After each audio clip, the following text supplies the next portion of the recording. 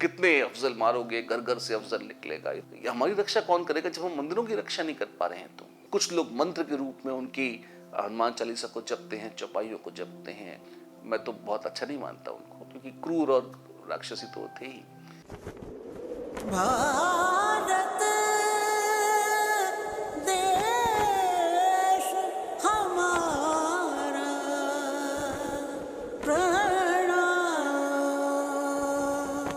स्वतंत्रता का अमृत उत्सव मना रहे हैं हम। 75 वर्ष पूरे हो रहे हैं भारत को, आधुनिक भारत को स्वतंत्र हुए। बहुत स्वाभाविक है कि मन बार बार लौटता है और बहुत कुछ ऐसा है जिसको खंगालने का, फिर से देखने का, फिर से जीने का मन चाहता है। अगर हम पिछले 1000 वर्षों को देखें तो एक प्रश्न मन में आता है, कौन से ऐसे व्यक्तित्व हैं जिनका भारत पर आज भी, आधुनिक भारत पर भी अगर हम देखेंगे तो प्रभाव सबसे अधिक रहा है? ऐसे कौन कौन से लोग हैं, ऐसे कौन कौन से महामानव हो गए हैं जिन्होंने या जिनके जीवन का, जिनके कार्य का सबसे लंबा, सबसे गहरा प्रभाव भारतीय जनमानस पर पड़ा है? आप क्या सोचते हैं इस बारे में? कौन से महापुरुष हैं जो आपकी स्मृति में आते हैं? आप कमेंट बॉक्स में जरूर लिखें, बताएं, उनके बारे में चर्चा करें, क्योंकि जब हम अमृत उत्सव की बात कर रहे हैं तो हम इन्हीं चरित्रों का तो उत्सव बना रहे हैं।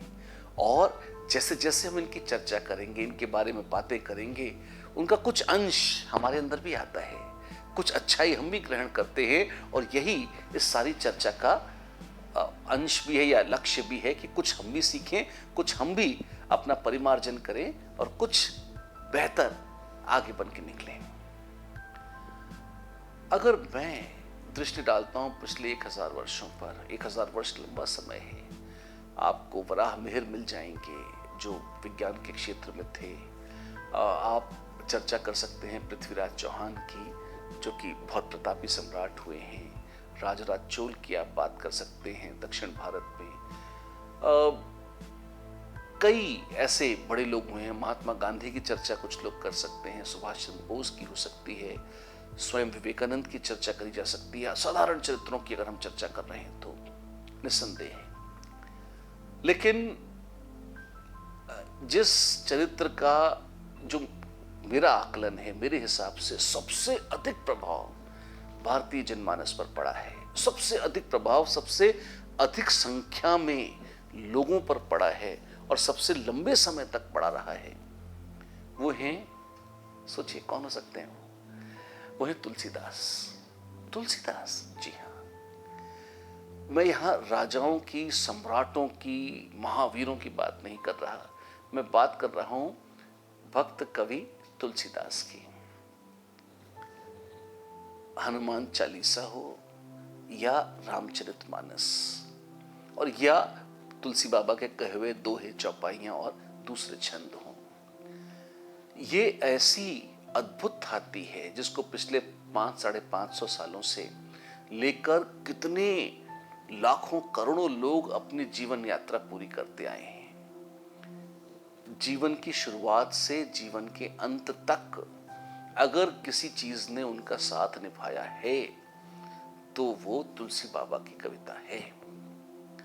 और आप ये देखें कि अगर अकबर की आप बात करें, जब तक अकबर जीवित थे, क्योंकि शक्तिशाली राजा थे, अब उनको आप राक्षसी राजा कहें, महान कहें, जो भी कहें वो आप जानिए, है ना।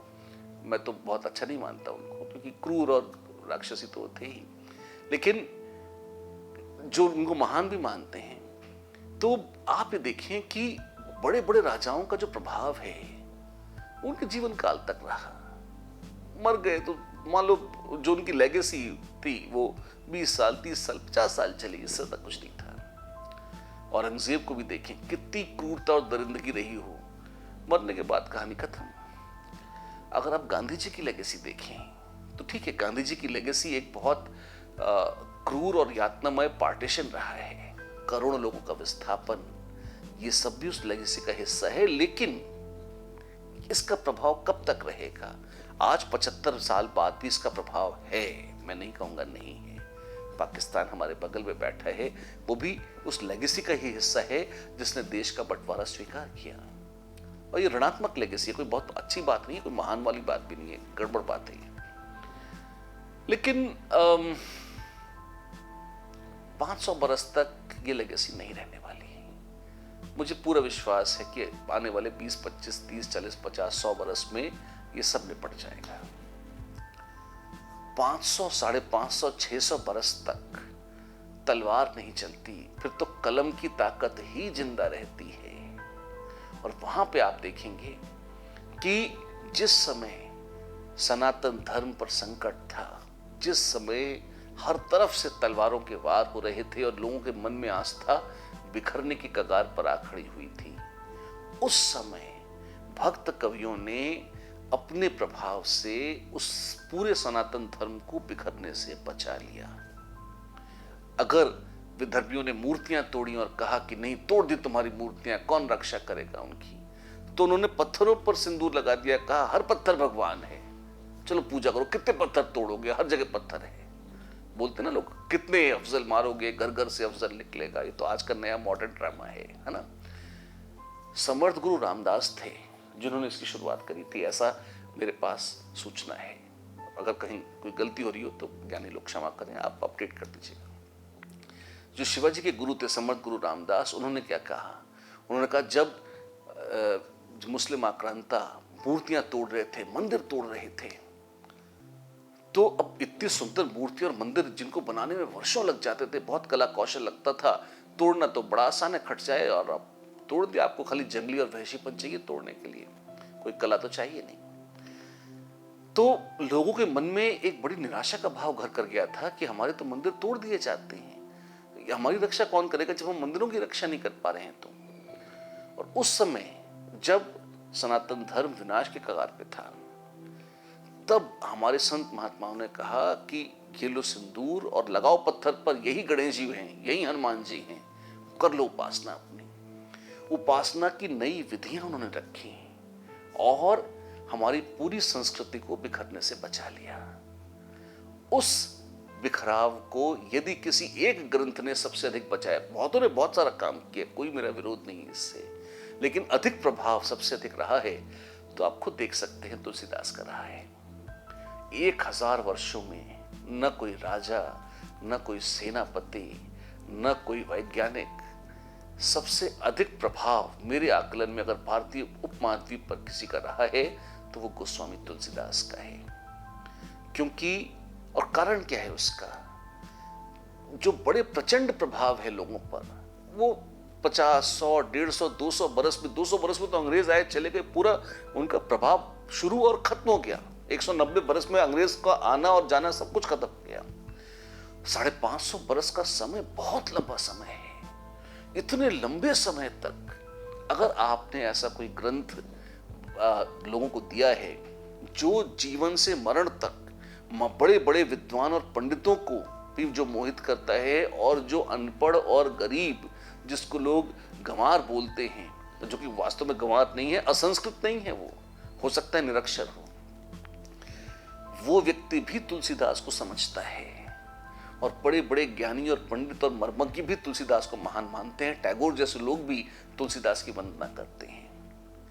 ये रेंज तुलसीदास की ऐसी है जो कि एब्सोल्यूट है, कुछ नहीं छूटता उनसे, एक एक व्यक्ति को वो कवर करते हैं और ये प्रभाव असाधारण है। कुछ लोग मंत्र के रूप में उनकी हनुमान चालीसा को जपते हैं, चौपाइयों को जपते हैं, कुछ लोग अलग प्रभाव देखते हैं, लेकिन किसी भी राजा से, मैंने कहा किसी भी प्रबंधक से, किसी भी नेता से बड़ा प्रभाव तो हमारे तुलसीदास का है, ऐसा मेरा आकलन है। और आपका क्या आकलन है ये आप बताइए, नीचे कमेंट बॉक्स है, आप लिखिए। एक से एक दिव्य विभूतियां हमारी भारत भूमि में हो गई हैं, लेकिन ऐसा व्यक्ति, निश्चित रूप से मैं उनका अवमूल्यन नहीं कर रहा हूं, लेकिन अगर स्वामी विवेकानंद को भी मैं देखूं, बहुत बड़ा योगदान है उनका, शायद श्रेष्ठतम योगदानों में से एक है, लेकिन जो पढ़े लिखे, लॉजिकल, साइंटिफिक एप्टीट्यूड वाले लोग हैं, जो एक स्तर पार कर चुके हैं, विवेकानंद उनके लिए हैं, उनको बहुत अपील करते हैं। तुलसीदास सबके हैं, एक एक व्यक्ति के हैं। आपको कुछ ना आता हो तो भी तुलसी आपके हैं, और आपको सब कुछ आता हो तब भी तुलसी आपके हैं। ये खास बात है तुलसीदास की। और मेरा आकलन यही है कि पिछले 1000 वर्षों के भारत के इतिहास में अगर सबसे महान कोई व्यक्तित्व है, सबसे अधिक प्रभावशाली, महान तो मैं कहूँगा बहुत लोग दूसरे भी हुए, पर प्रभाव जिसका सबसे व्यापक और दीर्घगामी रहा है वो तुलसीदास है। आप क्या कहते हैं? लिखें और बताएं। जय हिंद।